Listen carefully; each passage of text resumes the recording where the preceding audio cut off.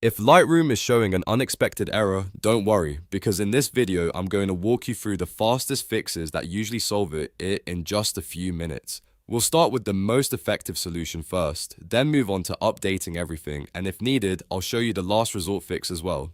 If this tutorial helps, make sure to hit like and subscribe for more quick software fixes.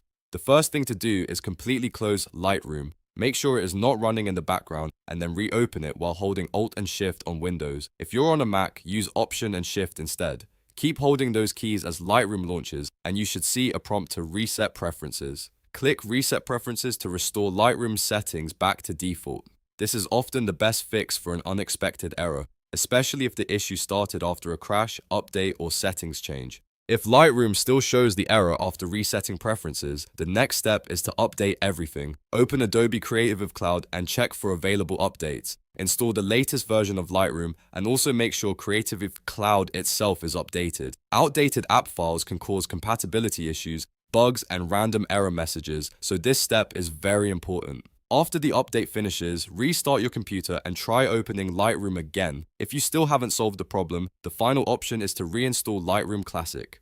First, uninstall Lightroom completely from your system, then download and reinstall the latest version through Creative Cloud. A clean reinstall can fix corrupted files that a normal update won't repair. Once it's reinstalled, sign back in, open your catalog, and test whether the unexpected error is gone. So to recap, start by resetting Lightroom preferences, then update Lightroom and Creative Cloud, and if needed, reinstall Lightroom Classic as a last resort. In most cases, one of these steps will get you back up and running quickly.